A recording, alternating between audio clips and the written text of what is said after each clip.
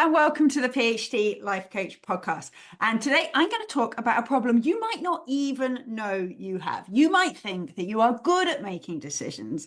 Others of you will think you're bad at making decisions, but only when it comes to like the big important things. I'm here to tell you that making half-assed decisions, like kind of, oh, I sort of want to do this, I think, type decisions, is holding you back in so many areas of your life. I'm going to share with you why that is and what we get to do about it and why everything's going to be so much easier when you do this. Now, if you're listening to this live, so this is coming out on the 28th of April, 2025. If you're listening to this live, then I have another reason why making full decisions that you believe in and that you stand by is going to be really important. And that is because the PhD Life Coach membership is open for new members between the 28th of April and the 2nd of May. It's open now. And in this episode, I'm going to talk about why I want you to make a full and proper decision that you're either in or you're not. And I'll explain why as we go through. So first of all, I'm going to tell you a story to illustrate what I'm saying here. As I record this, it's been the Easter holidays in a run-up to a launch for me.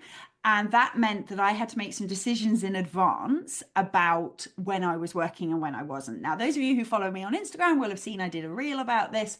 But essentially, one of the things that I really encourage people to do is to make definite intentional decisions about when they're going to work and when they're not going to work. A half-assed decision in this context would be, I'll do some work over the weekend if I feel like it. Or I might need to work this weekend, we'll see how it goes. And those sorts of statements might sound really kind of responsive and compassionate and flexible and fluid and all these attractive things, right? But in reality, we know that what most of us will do is we'll say that to ourselves. We'll spend the weekend going, oh, I should work, but I can't really be bothered. Maybe I'll do it tomorrow. I'll just do this now. And then we end up not enjoying the time we got off and not doing the bits of work that we intend. And so what I really encourage people to do is make an intentional decision that's an actual decision, not a kind of vague half-assed decision about, do I actually need and or want to work this weekend? And if so, specifically on what? Specifically, what do I want to work on? Specifically, why? Specifically, when? And plan that out. And what happened, I did that, right? In advance of the holidays, I knew I had my stepdaughter here. I knew there was going to be this temptation to decide not to work after all. And then I would feel afterwards, I'd feel annoyed with myself. Or I know there'd be a temptation to kind of work more than I intended. And then I'd regret not spending more time with my family.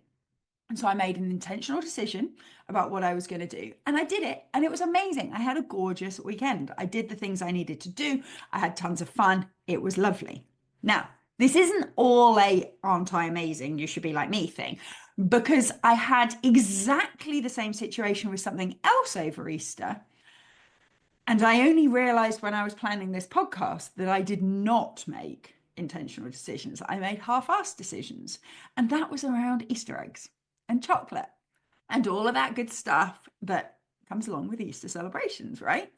And I realized that I had made a half-assed decision. My husband and I are both on a mission to not be more middle-aged than we need to be and to have bodies that are functioning well as we're getting older and all of that stuff. And so we've been trying to be mindful of what we're eating, right? And so we'd made a sort of vague, I am going to say vague decision that we were going to try and plan our meals more. We were going to try and snack less. That was fine. But what we didn't do was make a definitive decision about what that meant over Easter. And so when there's then a half-assed decision, a decision that's like, oh, we should probably eat a bit more healthily, that's a half-assed decision. We then argued with it over Easter. We decided, oh, but it's Easter, we can have this. Oh, but my stepdaughter's with us, we can have it after all. Oh, we're out for the day and we haven't planned anything, so let's get a hot dog. We argued with that decision because it was a half-assed decision. It was a sort of decision. It was a maybe decision. And it meant that we finished the Easter weekend going, it was a lovely weekend, but we didn't actually need to eat all the things that we ate in order to make it a lovely weekend. It was a lovely weekend anyway. And so we're kind of frustrated that we didn't stick to what we said. But this is one of those occasions where I'm not blaming Implementer Me. This was not that I had a definitive decision and I chose to go against it. I left myself with a floppy decision. This was a strategic problem. This was a boss me problem. I did not make a definitive decision about what my eating plans were over Easter. Now, how does this translate into PhDs?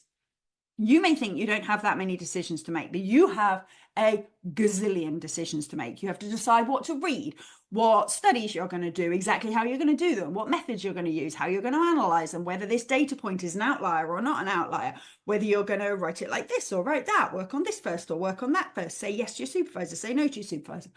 Billions of decisions. And lots of them you are probably making in a kind of half-assed way. Oh, on Tuesday, I'm going to try and work on my writing. Half-assed decision. On Thursday, I'll do some reading and see where I get to. Half-assed decision. Okay? What we need to do is we need to be much more definitive about our decision making. If you decide that Tuesday morning you're working for 2 hours, I want you to make that a definitive decision. Because when we make it a definitive decision, it does two things. One, it makes it way harder to argue with. Now, some of you will be thinking, I still argue with it. That's okay. We'll talk about that in a second. But when it's a definitive, I am absolutely doing this in that slot. When it's a definitive decision, it's harder to argue with. Secondly, when we make a definitive decision and we're actually definitely going to do this thing, then we spend a little bit of time thinking, okay, what does that look like?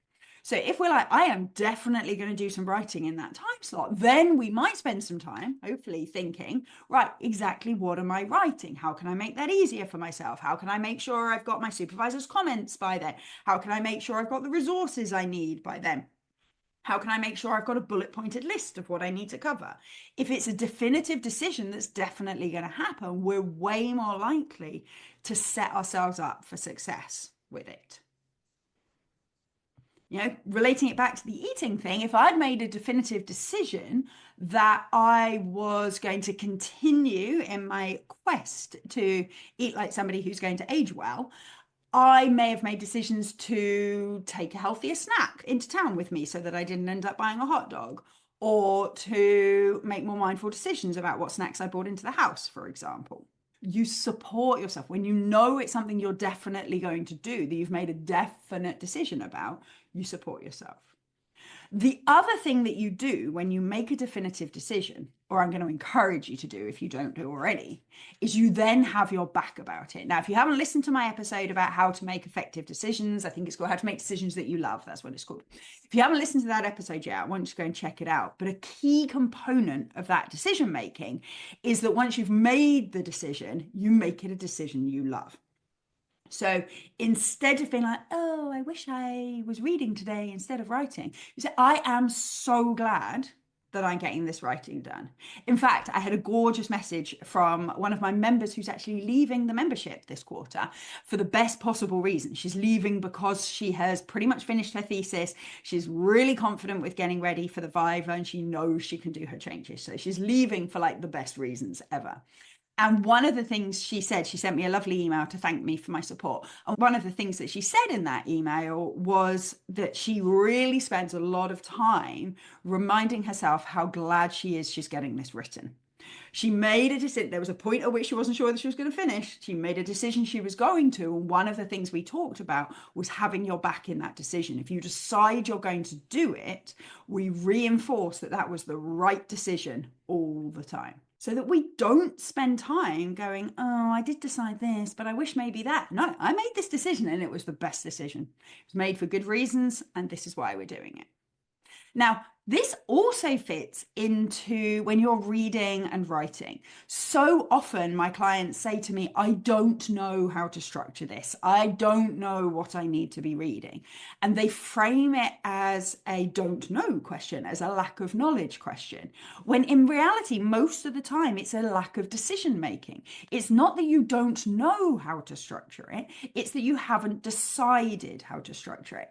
And if you can figure out that this is a decision, that you get to pick how you structure it, then suddenly you can support yourself to do that. It's like, okay, I need to make a definitive decision about how to structure this. And how would I do that? Well, I might look at the different options I've got. I might experiment with the different options. I might compare them. I might choose what my priorities are for this piece of work, see how that informs the decision that I make. Okay. When we frame it as a decision, we then think about what that process needs to be in order to make that decision. And remember, with all decisions, there's a time limit on it too. So you might decide, I'm going to decide on the structure of this chapter from now until the point I send it to my supervisor for feedback. If after that, they give me different feedback, or if after that I decide that I think it could be structured another way, great, no problem. But I'm going to do my best to make this work between now and then. So we can time limit these things as well. That way, when you're writing, you're not kind of going, oh, I sort of thought I'd structure it this way, but now I'm not sure it works. So I might change it around and do it that way. And then wonder why you get to the end of the week and you haven't got anything done. By being more definitive in our decision-making processes and in then making the decision, it enables us to take action so much easier. Otherwise, you become like, have you seen those Instagram videos where they put the dog in the middle and then the dad runs one way and the mum runs the other way, and then the dog, it's like to see who the dog prefers, right? But often the dog just sits in the middle going and doesn't go anywhere at all. That's what we do when we don't make decisions. We're sitting in the middle going, oh, maybe that way, maybe that way. I don't know. And we don't move. Whereas when we make a decision, we can run in one direction. And then that gives us our best possibility of actually making a choice and actually getting somewhere. Now, how does this all relate to the membership? You might think that I'm going to use this time to tell you all the reasons why you should join the membership. And to be fair, there are many, many reasons that you should join the membership. And I want you all to go to my website, phdlifecoach.com, and click on the membership, have a look at what we offer. But I'm not here to tell you that you should join. I'm here to tell you that you should make a decision, a definitive decision for the next quarter, because that's how long it is until you can get in again. I want you to either definitively decide that you're joining the membership, in which case, go do it now. Like, as you hear this, we're only open till Friday. I don't want you to miss it. Jump straight in and join. Or I want you to definitively decide that you're not joining this quarter and that you're going to make that work. So not just definitively deciding that you're not, definitively deciding that you're going to not join and you're going to have a really good quarter where you support yourself without the support of the PhD Life Coach membership. Okay. What this means is it makes it much less likely that you'll kind of dither, not make a decision, and then next week be like, oh, I kind of wish I had. That would have been really good. Da, da, da. We don't want that. Equally, I don't want you to kind of join, but kind of be a bit like, but I don't really have time and it probably won't work, and da, da, da, and then not come to anything and wonder why it didn't have any effect. Okay, I want you to decide. And if you decide, I want you to make the most of it. That doesn't mean come to everything. You don't have to come to everything to make the most of it. You need to come to key things at moments you need it and get the support that you need to make a difference. I want you to decide that doing this is going to be the best decision ever. And if you decide not to, I want you to decide that that was the best decision ever. I'm so glad I chose not to do the membership this quarter. I'm so glad I decided to figure this stuff out myself. Make it the right decision. I think that's the harder decision, right? I think it's harder to figure this stuff out on your own, but make it the right decision. I've had to make this decision recently. So until now, I did my original coach training, all that stuff. And obviously I've got tons of experience in academia, but I'd never had any business coaching at all. And it wasn't something that I felt like I needed, but more recently, as the membership's growing, my business is growing, I thought that actually it would be really useful. And if I was going to do it, it was this one coach. She just got me. I follow everything she does on social media. She's brilliant. Love her. And she offers quite an expensive business coaching mastermind thing. Like, I can't even tell you how many times more expensive than the membership, like super expensive. And I really thought it could be useful, but I was also really like, oh my God, that's so much money. And what if I don't make the most of it? And what if I don't earn that money back? And da-da-da. And so I had a little thing. And then I thought, you know what? Listen to yourself, Vicky. Do the things that you tell your clients to do. Let's make a definitive decision. And so I looked at it and I thought about what would be my reasons for joining. And I thought about what would be my reasons to not join. And I thought about which decision would I prefer to regret, which I think is a lovely question to always ask yourself. And I asked myself, if I went all in on my decision, what would that look like?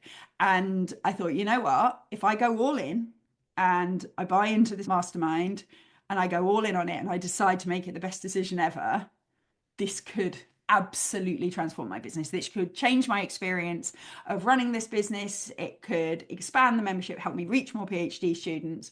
It could be absolutely amazing. And I decided, you know what?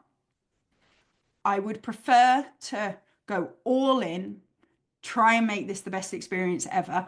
And if it doesn't end up exactly what I thought it would be, I am willing to regret spending the money and putting that in, because I don't think it will happen. And I'd rather regret doing something than regret not doing something.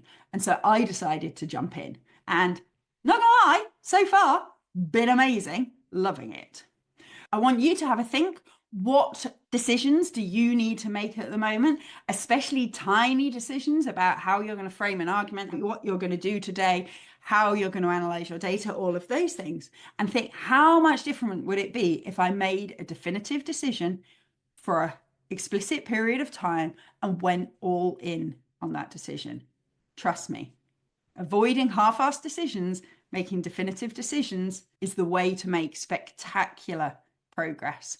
Move you forward faster, get you more information. And from there, if you need to pivot, then you pivot, but you pivot with loads more information, loads more progress, loads more experience. It's all about making definitive decisions. I really hope you found this useful. If you haven't checked out the membership already, make sure you go to my website and have a look. It is going to be focusing on procrastination and focus, getting stuff done, prioritization, task management, all that good stuff that all of us need. Is going to be super exciting. It runs 3 months. Make sure you check it out. Make a decision that you love. Thank you everyone for listening, and I will see you next week. Thank you for listening to the PhD Life Coach podcast. If you like this episode, please tell your friends, your colleagues, and your universities. I'd appreciate it if you took the time to like, leave a review, give me stars, stickers, and all that general approval as well. If you'd like to find out more about working with me, either for yourself or for people at your university, please check out my website at thephdlifecoach.com. You can also sign up to hear more about my free group coaching sessions for PhD students and academics. See you next time.